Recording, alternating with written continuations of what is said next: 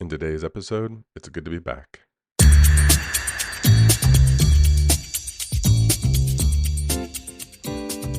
Welcome to Licensure Lifeline. This is your host, Matt Lawson, back after a really long hiatus, moving my family into our new home and just taking a bit of time away from podcasting while I did that.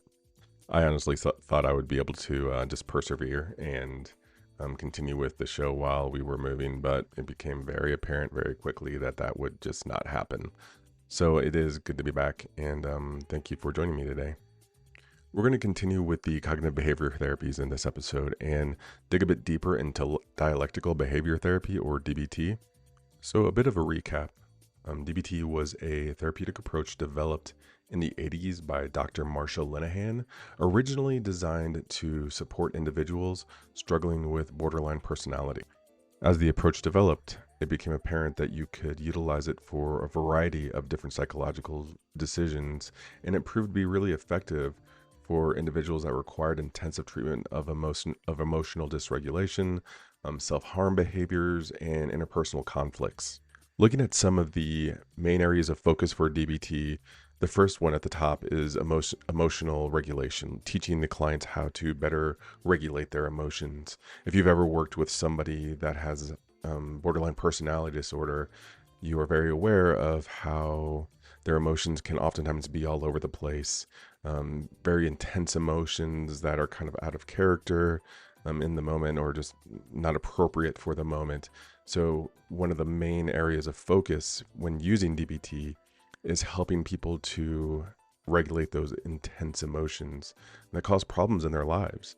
Emotional dysregulation is a common challenge among a lot of people, and this, as one of the major tenets of DBT, really helps individuals manage those emotions in the moment. Next up, we have interpersonal effectiveness. This one teaches skills that enable people to interact more effectively and assertively with others.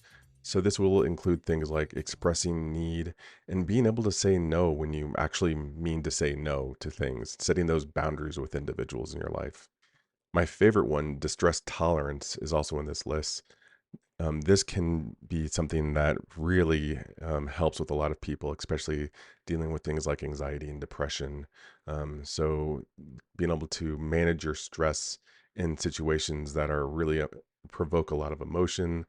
Clients learn to accept and tolerate discomfort in a healthy way, which is really crucial to people in the way that they react to things, and the emotional pain and self-destructive behavior that they may experience.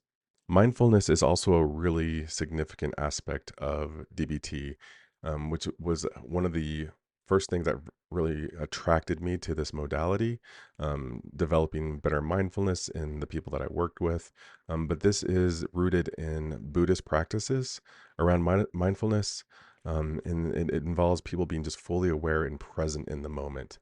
Um, it's a foundational skill of DBT, which really helps people develop and accept and tolerate things just a bit better, deal with those strong emotions and being able to take those in the moment and ground themselves better. Okay, let's go over some strategies to help you remember this information around DBT. First off, a nice little mnemonic device. We're going to use the letters DBT. So, dialectical focuses on balance, acceptance, and change, helping clients find the middle path in their thoughts and actions. The B, behaviors, targets maladaptive behaviors with specific skills, training, and in areas like emotional regulation and interpersonal effectiveness. The T, for therapeutic, emphasizes the therapeutic relationship as a key component, using techniques like validation and motivational interviewing. Also, here's a nice little visualization for you to keep in mind when thinking about DBT. So imagine a balancing scale. This is actually often used in dialectical behavior therapy as a symbol. So on one side, place a heart to represent acceptance, emotional understanding, and mindfulness. On the other side, place a wheel to represent change, active skills for modifying behavior, things like that. Now envision these scales constantly adjusting, aiming for equilibrium, which represents the ongoing process of DBT, where the patient learns to balance and accept their experiences with changing their behavior. Let's go over some NCE questions that you might see. First question: what is the primary therapeutic goal of dialectical behavior therapy? Is it A, to enhance self concept through career development, B, to resolve psychic conflict from early childhood, C, to manage and regulate emotions effectively, or D, to correct irrational cognitions? Answer to this one's going to be C, to manage regulate the regulation of emotions effectively. Question 2, DBT skills. Which skill is not one of the four main modules taught in dialectical behavior therapy? Is it A, mindfulness, B, interpersonal effectiveness, C, cognitive restructuring, or D, distress distolerance?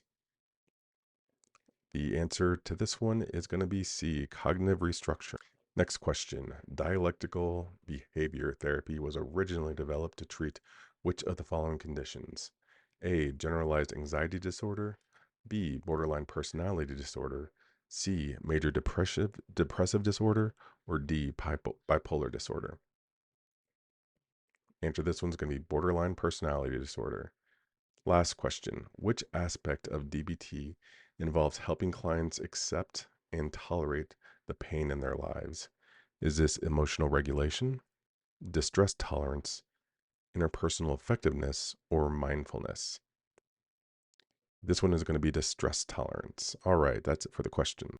And that's also going to be it for the episode. Thank you so much again for bearing with me and tolerating my absence. I will be a lot better about this. This is my last move for a while. So until next time, keep studying.